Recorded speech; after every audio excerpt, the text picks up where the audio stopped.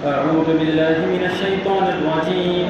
بسم الله الرحمن الرحيم. يا أيها الذين آمنوا اجتنبوا كثيرا من الظن إن بعض الظن إثم ولا تجسسوا ولا يغتب بعضكم بعضا أيحب أحدكم أن يأكل لحم أخيه ميتا فكرهتموه واتقوا الله إن الله تواب رحيم. صدق الله العظيم. سورۃ الحجرات کی آیت نمبر 12. یہ آیت مبارکہ اپنے مضامین کے اعتبار سے بہت اہم ہے. جس طریقے سے پچھلے کچھ دنوں سے مسلمانوں کے معاشرتی معاملات کے مسائل بیان کیے جا رہے تھے، تو اس آیت کے اندر گویا کے اعتبار سے ان تمام آیتوں کا خلاصہ ہے کہ سب میں پہلے اللہ تبارک و تعالیٰ نے دوبارہ سے مسلمانوں کو مخاطب کیا کہ جیسے اللہ تبارک و تعالیٰ پچھلی آیتوں میں کر رہے ہیں، یا ایھا الذین آمنوا، اے ایمان والو، اجتنبوا کثیرا من الظن، یعنی پچھلی آیتوں میں جتنی برائیوں کا ذکر آیا تھا کہ لوگوں کا مذاق اڑانا، لوگوں کی عیب جوئی کرنا، لوگوں کو برے القاب سے پکارنا، جھگڑا کرنا، فساد کرنا، ان تمام باتوں کا خلاصہ اس آیت کے اندر اللہ نے بیان فرمایا کہ ایمان اور اجتنبوا کثیرا من الظن، کہ تم بہت زیادہ گمان کرنے سے بچو. یعنی دیکھیں کہ جتنی برائیاں ہیں، تمام برائیوں کا خلاصہ یہی ایک عادت ہوتی ہے کہ سب میں پہلے اللہ نے کہا کہ مسلمانوں تم بہت زیادہ گمان کرنے سے بچو. یعنی ہمیں عادت ہوتی ہے کہ بہت زیادہ سوچنے کی لوگوں کے بارے میں، کہ بہت زیادہ خیال کرنے کی فلاں نے کیا کیا، فلاں نے کیا کیا، فلاں کیا کر رہا ہے. تو اللہ نے کہا کہ اس بہت زیادہ گمان کرنے سے بچنا چاہیے. اللہ نے بدگمانی سے نہیں منع فرمایا. اللہ نے کہا کہ بدگمانی تو بری چیز ہے ہی. اللہ نے کہا کہ بہت زیادہ گمان کرنے سے بھی بچو تم. ان بعض الظن اثم، اس لیے کہ بعض بہت زیادہ گمان کرنا گناہ ہوتا ہے. بدگمانی تو گناہ ہی ہے، لیکن لوگوں کے بارے میں بہت زیادہ سوچنے سے بھی بچنا چاہیے. کہ ہمیں خواہ کی عادت ہوتی ہے کہ فلاں کیا کر رہا ہے، فلاں کیا کر رہا ہے، فلاں اس سے کیوں ملا، فلاں وہاں پر کیوں کھڑا ہوا تھا. کہ ان تمام طریقے کی چیزوں سے بچنا چاہیے کہ یہیں سے افواہیں پھیلنا شروع ہوتی ہے، پھر یہیں سے جھگڑے آنا شروع ہوتے ہیں، یہیں سے لوگوں کا مذاق بننا شروع ہوتا ہے. یہ دیکھیں بہت زیادہ عام عادت ہوتی ہے. مثال کے طور پر کہ اگر کوئی شخص تھیٹر کے پاس سے نکل رہا ہے، رات کے 12 بجے ہوئے ہیں، تھیٹر کے پاس سے کوئی نکل رہا ہے، تو وہاں سے نکلتے وقت میں اگر کوئی دیکھ لے تو دیکھتے ہی خیال کیا کرے گا کہ یہ فلم دیکھ کر نکل رہا ہے. سب میں پہلا خیال وہاں پر وہی جائے گا، اور اسی کا نام ہے گمان. حالانکہ ہو سکتا ہے کہ وہاں سے 2 گلی پیچھے ہاسپٹل ہو، ہاسپٹل میں کسی کو دیکھنے گیا ہو، بعض میں کوئی کام سے گیا ہوا ہو، لیکن ہمارے ذہن میں پہلا خیال کیا آتا ہے کہ گناہ کا خیال آتا ہے، کسی نے کوئی گناہ کیا ہوگا. اسی طریقے سے کوئی رات کے 12 بجے گھوم رہا ہے تو پہلا خیال اس کے بارے میں نہیں آتا ہے کیا یہ چور ہے، یہ کیا کر رہا تھا رات کے 12 بجے یہاں پر، سگریٹ پی رہا تھا کیا.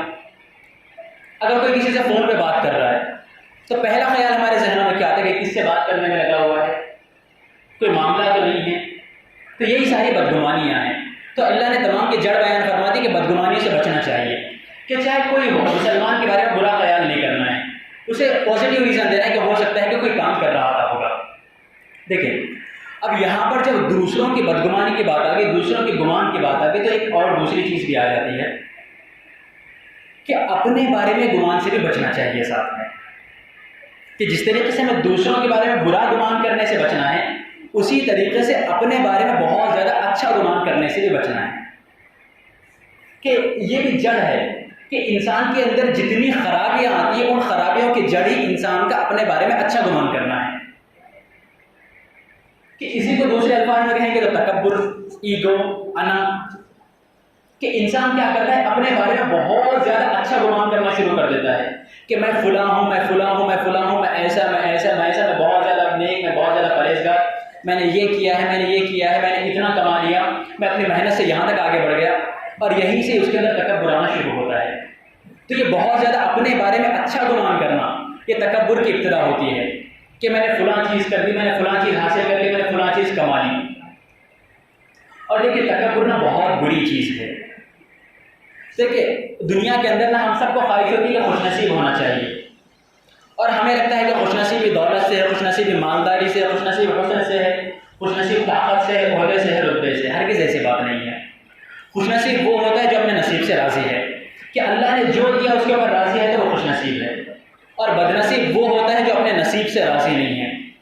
اور دیکھیں کہ اگر اللہ کو کسی کو بدنصیب کرنا ہوتا ہے تو اللہ اسے غرور دیتے ہیں، پھر اللہ اسے تکبر دیتے ہیں، اللہ اسے انا دیتے ہیں۔ کہ اب تاریخ اٹھا کر دیکھ لیں کہ جتنے لوگ بدنصیب ہوئے ہیں ان تمام کو اللہ نے غرور دیا تھا، پھر کہ فرعون، نمرود، شداد، ان کے پاس دولت کی کمی کوئی نہیں تھی، شہرت کی کمی کوئی نہیں تھی، دنیا کی ہر چیز تھی، حکومت تھی، لیکن غرور آ گیا، تباہ ہو گئے۔ تو غرور سے بچنا چاہیے۔ جس انسان کا غرور آ جاتا ہے وہ انسان اپنی دنیا اپنے آخرت دونوں کو تباہ کر دیتا ہے، اپنی زبان کے ذریعے سے صرف۔ اور حدیث کے اندر آتا ہے کہ غرور کتنی بری چیز ہے کہ اللہ تبارک و تعالیٰ متکبروں کو قیامت کے دن چونٹی کی شکل میں پیدا کرے گا، یعنی ان کا حال یہ ہوگا کہ ان کا چہرہ تو انسانوں والا ہوگا لیکن ان کا جسم چونٹیوں والا ہوگا، یعنی اتنا بڑا چہرہ ساتھ میں صرف اتنا چھوٹا سا جسم۔ اور قیامت میں میدان محشر میں چل رہے ہوں گے تو لوگوں کو کھدر کھدر کر چل رہے ہوں گے، اور وہاں پر اللہ ان سے کہے گا کہ تم دنیا میں اکڑ کر چلا کرتے تھے، دنیا میں غرور کے ساتھ چلا کرتے تھے، اب یہاں پر میں تمہیں رسوا کروں گا۔ غرور اتنی بری چیز ہے۔ اور ہم باتوں باتوں میں بہت بڑے بڑے جملے بول دیتے ہیں کہ میں تو فلاں ہوں، میں تو ایسا ہوں، میں تو ایسا ہوں، کہ میں نے تو اپنی محنت سے یہ کمایا ہے۔ کہ فرعون کا کیا دعویٰ تھا کہ انا ربکم الاعلیٰ، کیوں میں رب ہوں؟ اس لیے کہ میرے پاس حکومت ہے۔ قارون کا کیا دعویٰ تھا کہ میں نے یہ جو دولت کمائی ہے اپنے سے کمائی ہے میں نے، حالانکہ اسے اللہ نے دی تھی۔ اور ہمارے اسلام کی خوبصورتی دیکھیں کہ ہمیں جو سب میں پہلا لفظ سکھایا جا رہا ہے وہ الحمدللہ، کہ زندگی میں جو ہو جائے، اب زندگی کے جس مقام پر پہنچ جاؤ، لیکن آپ کا تصور یہ ہونا چاہیے کہ الحمدللہ مجھے زندگی میں جو کچھ ملا ہے میرے رب کی دین ہے، یہ میری محنت نہیں ہے، کیونکہ میری ہی طرح محنت کرنے والے دنیا میں ہزاروں لوگ موجود ہیں لیکن انہیں نہیں ملا بلکہ مجھے ملا ہے۔ اگر محنت پہ ملتا تو وہ تمام کو ملتا، محنت پہ نہیں ملا، نصیب سے ملا ہے وہ، تو اس کے اوپر اللہ کا شکر ادا کرنا ہے، غرور میں نہیں آنا ہے کبھی۔ ہم بہت جلدی غرور میں مبتلا ہو جاتے ہیں۔ کوئی غریب ہے، اس کو کاروبار میں ترقی ہونا شروع ہو گئی، وہ غرور میں مبتلا ہو جاتا ہے کہ مجھے تو یہ مل گیا۔ کسی کو نوکری لگے وہ غرور میں مبتلا ہو جاتا ہے، اچھے نمبر آگے غرور میں مبتلا ہو جاتا ہے کہ میں نے اپنی محنت سے، میں نے سال بھر محنت کی تھی اس کی وجہ سے یہ ملا ہے، نہیں، بلکہ اللہ کی دین ہوتی ہے۔ اس کے بعد ہمیشہ اللہ کا شکر ادا کرنا چاہیے۔ اس کے بعد آگے اللہ نے فرمایا کہ ولا تجسسوا، اور تم تجسس مت کرو، یعنی ہم بہت زیادہ گمان جب کرتے ہیں تو کیا کرتے ہیں، لوگوں کے خرابیاں ڈھونڈنا شروع کرتے ہیں، کہ لوگوں کے عیب نکالنا شروع کرتے ہیں۔ اس تجسس سے بچنا چاہیے۔ اور دیکھیے جب انسان اپنے بارے میں اچھا غرور کرتا ہے تو انسان میں کچھ خرابیاں ہونا شروع ہوتی ہے۔ ایک خرابی یہ آتی ہے کہ انسان کینے میں مبتلا ہوتا ہے، انسان حسد میں مبتلا ہوتا ہے۔ دیکھیے جب انسان میں غرور آتا ہے تو ساتھ میں انسان کو غصہ بھی مل جاتا ہے ساتھ میں۔ جب غصہ مل گیا اب ہوتا یہ کہ وہ لوگوں کے ساتھ اٹھ رہا ہے، بیٹھ رہا ہے، اسے لوگوں کی باتیں بری لگنا شروع کی، تو غرور ہے اس کے اندر، اسے پسند نہیں آتا۔ اب جب وہ سامنے والے کو دیکھتا ہے کہ مجھے سامنے والا میرے سے زیادہ کامیاب ہو رہا ہے، اب وہ حسد میں مبتلا ہونا شروع ہوتا ہے کہ غرور کی وجہ سے کتنی خرابی آنا شروع ہوتی ہے کہ سامنے والا حسد میں مبتلا ہوتا ہے، پھر سامنے والا کینے میں مبتلا۔ حسد کا مطلب ہوتا ہے کہ کسی کو کسی نعمت میں دیکھ لیا اور اس نے تمنا کر لی کہ اس کے پاس سے وہ چیز ظاہر ہو جائے، اس کے پاس سے وہ چیز چلی جائے۔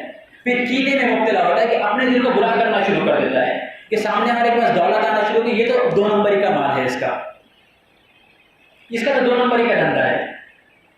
اگر کسی کو ترقی مل رہی ہے تو نہیں، یہ تو سیدھے ہاتھ کا نہیں، بلیک کا لگ رہا ہے، کچھ شارٹ کٹ کر رہا ہے کچھ، تو یہ کینہ۔ اور دیکھیں کہ چاہے ہم زمین لے لیں چاہے ہم عرش لے لیں، کہ آسمانوں میں بھی جو سب میں پہلی اللہ کی نافرمانی ہوئی تھی وہ غرور اور حسد کی وجہ سے ہوئی تھی۔ کہ شیطان نے کیا کہا تھا کہ میں انسان سے بہتر ہوں۔ کیوں بہتر ہوں؟ کہ میں بہتر اس وجہ سے ہوں کیونکہ مجھے اللہ آپ نے آگ سے بنایا ہے اور وہ مٹی سے ہے۔ غرور کیا، انسان سے حسد میں مبتلا ہوا۔ اور جب حضرت آدم زمین پر آئے تو زمین پہ سب نے پہلا گناہ کیا ہوا تھا کہ قابیل نے حابیل کو قتل کیا۔ وہ قتل کیوں کیا تھا؟ حابیل کی بیوی خوبصورت تھی، اسے یہ خیال تھا کہ میری بیوی سے زیادہ اس کی بیوی خوبصورت کیسے ہو سکتی ہے، یہ حسد، کینہ۔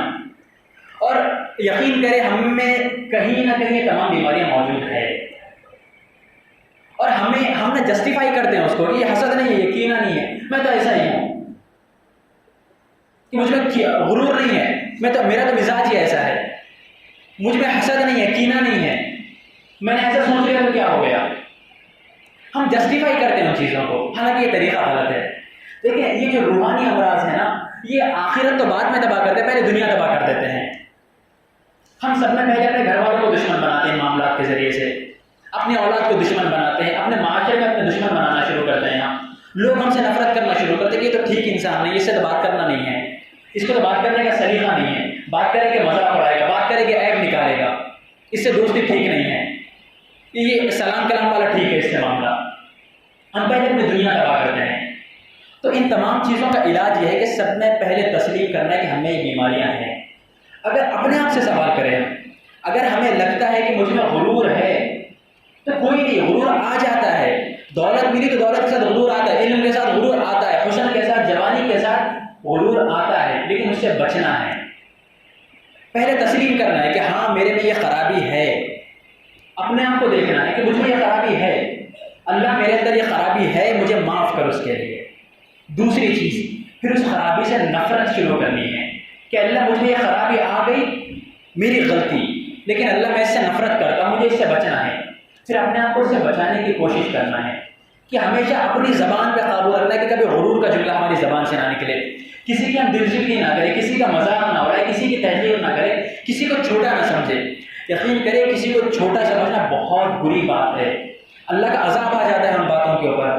ہم زبان سے چھوٹے بڑے جملے بڑی آسانی سے بول دیتے ہیں کہ واقعہ وہ مشہور ہے کہ بہت بڑا مالدار تھا، چورستے پہ کھڑے ہو کر اس نے یہ بڑا جملہ بولتے کہ میرے پاس تو اتنی دولت ہے کہ میری نسلیں بیٹھ کے کھا سکتی ہے۔